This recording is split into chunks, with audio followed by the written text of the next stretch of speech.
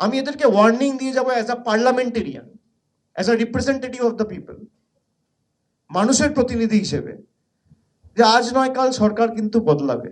গণেশ বাবু, দেশ ছেড়ে পালাবেন না।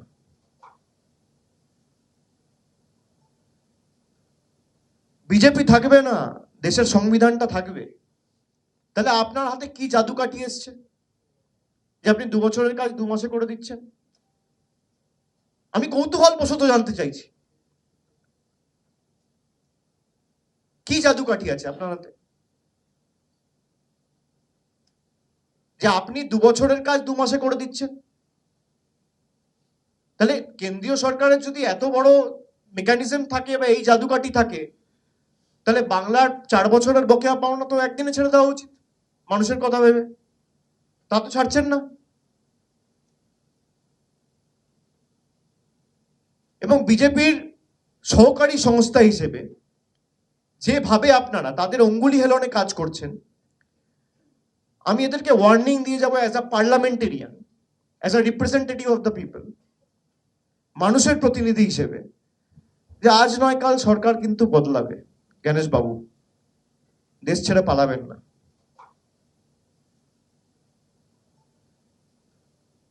বিজেপি থাকবে না, দেশের সংবিধানটা থাকবে। অমিত শাহ থাকবে না, দেশের সংবিধানটা থাকবে। যেখানে যাবেন খুঁড়ে নিয়ে আসবো, জবাবদিহি মানুষের কাছে দিতে হবে। মানুষের জন্য কাজ করতে আপনারা বদ্ধপরিকর, কোনো রাজনৈতিক দলের জন্য নয়। আপনার অনেক তথ্য আমাদের কাছে আছে, আমি পুরোটা আজকে বলতে চাই না, সময় মতো সব মানুষের কাছে উপস্থাপিত করব। আপনাদের কারো কোনো প্রশ্ন থাকলে আপনারা করতে পারেন।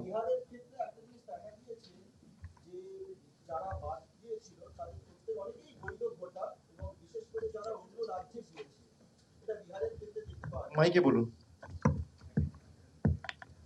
বিহারের ক্ষেত্রে দেখতে পাওয়া গিয়েছিল যাদের নাম বাদ পড়েছে তাদের অনেকেই বৈধ ভোটার, তারা অন্যত্র ছিলেন। আর কালকে ইলেকশন কমিশনের মিথ্যে কথা বলেছে, যে কোনো অ্যাপিলই নেই, হ্যাঁ, এবং কোনো ডিসক্রিপেন্সি নেই। এবং এদের বড় সংখ্যক কাজের সূত্রে অন্য রাজ্যে গিয়েছে। এই যে তাড়াহুড়ো করে করা হচ্ছে, যেটা বারবার বলছেন যে কোন জাদুকাঠি, বিহারেও এই তাড়াহুড়ো করে করা হয়েছিল এবং পশ্চিমবঙ্গেও যে সময়, তাতে তো একই জিনিসের পুনরাবৃত্তি হতে পারে। আমরা তো আগেই বলেছি, এসআইআর মানে স্পেশাল ইন্টেন্সিভ রিভিশন না, এসআইআর হচ্ছে সাইলেন্ট ইনভিজিবল রিগিং, চুপি চুপি ভোটের কারচুপি। যদি 65 লক্ষ লোক ভোটার তালিকা থেকে বাদ গিয়ে থাকে, ইলেকশন কমিশন লিস্ট বা সূচি মানুষের সামনে দিক, এদের মধ্যে কজন বাংলাদেশি, কজন রোহিঙ্গা, কজন অন্য দেশের নাগরিক, কার কোথায় বাড়ি, সেই সূচি তো ইলেকশন কমিশন রিলিজ করেনি। এবং তারা একইভাবে বিহারকে বাংলার সাথে মিলিয়ে দিচ্ছে। বিহার বাংলা এক নয়, সেটা বিজেপির নেতারা বুঝেছে, সেই জন্য তারা আর শত্রু না হয়ে আগে জ্ঞানেশ কুমারকে এগিয়ে দিয়েছে, তাদের ঘাড়ে বন্দুক রেখে অমিত শাহ চালাচ্ছে। এবার বাংলা যেভাবে শিক্ষা দিয়েছে বিজেপিকে 2021-এ, 24-এ, 26-এও ব্যতিক্রম হবে না। যে কটা আবর্জনা বেঁচে রয়েছে আপনারা দেখবেন সব কটাকে বঙ্গোপসাগরে বিসর্জন দেবে বাংলার মানুষ।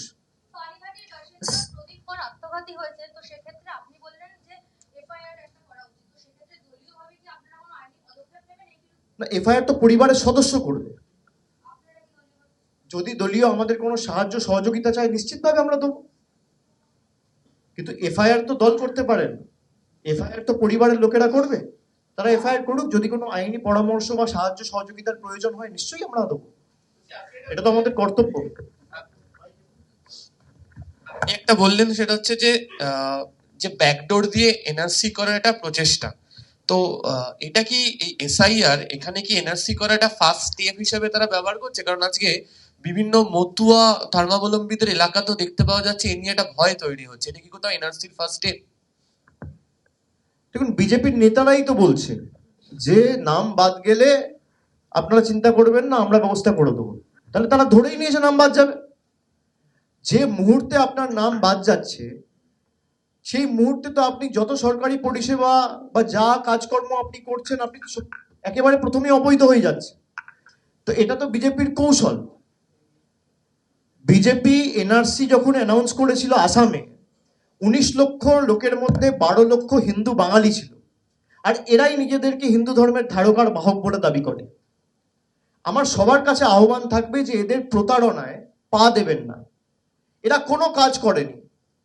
10 বছর 11 বছর ক্ষমতায় বাংলার জন্য একটা কাজ, এই রেলের প্রজেক্ট যে উদ্বোধন করে গেল দেশের প্রধানমন্ত্রী, তার ভিত্তিপ্রস্তর স্থাপন করেছিল মমতা বন্দ্যোপাধ্যায় 2010 সালে। 2014 পর 2014 থেকে 25 11.5 মাস 11.5 বছর ক্ষমতায় বাংলার জন্য কোনো কাজ, উল্টে বাংলার সব টাকা আটকে রেখে বাংলা থেকে টাকা নিয়ে গিয়ে এরা বিহারে উত্তরপ্রদেশে দিয়েছে। দিক, আমাদের কোনো অসুবিধা নেই, আমরা কোনো রাজ্যের বিরুদ্ধে নেই, কিন্তু আমাদের মানুষদের বঞ্চিত করে, আমাদের রাজ্যের লোকেদের বঞ্চিত করে আপনি অন্য রাজ্যে ডবল ইঞ্জিনের নাম করে টাকা দেবেন, আর দুদিন অন্তর অন্তর সে ব্রিজ ভেঙে পড়বে, তার কেউ ইনকোয়ারি করবে না। এই বিচারিতা তো চলতে পারে না। আমি এদেরকে ওয়ার্নিং দিয়ে যাবো as a parliamentarian, as a representative of the people, মানুষের প্রতিনিধি হিসেবে, যে আজ নয় কাল সরকার কিন্তু বদলাবে। গণেশ বাবু, দেশ ছেড়ে পালাবেন না।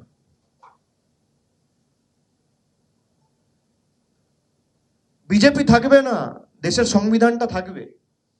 তাহলে আপনার হাতে কি জাদু কাঠি এসছে যে আপনি 2 বছরের কাজ 2 মাসে করে দিচ্ছেন? আমি কৌতূহল বশত জানতে চাইছি, কি জাদু কাঠি আছে আপনার হাতে যে আপনি 2 বছরের কাজ 2 মাসে করে দিচ্ছেন? তাহলে কেন্দ্রীয় সরকারের যদি এত বড় মেকানিজম থাকে বা এই জাদুকাঠি থাকে, তাহলে বাংলার 4 বছরের বকেয়া পাওনা তো একদিনে ছেড়ে দেওয়া উচিত মানুষের কথা ভেবে। তা তো ছাড়ছেন না। এবং বিজেপির সহকারী সংস্থা হিসেবে যেভাবে আপনারা তাদের অঙ্গুলি হেলনে কাজ করছেন, আমি এদেরকে ওয়ার্নিং দিয়ে যাবো as a parliamentarian, as a representative of the people, মানুষের প্রতিনিধি হিসেবে, যে আজ নয় কাল সরকার কিন্তু বদলাবে। গণেশ বাবু, দেশ ছেড়ে পালাবেন না।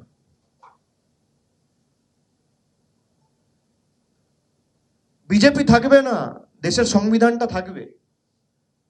অমিত শাহ থাকবে না, দেশের সংবিধানটা থাকবে।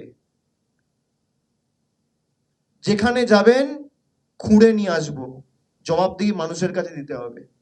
মানুষের জন্য কাজ করতে আপনারা বদ্ধপরিকর, কোনো রাজনৈতিক দলের জন্য নয়। আপনার অনেক তথ্য আমাদের কাছে আছে, আমি পুরোটা আজকে বলতে চাই না, সময় মতো সব মানুষের কাছে উপস্থাপিত করব।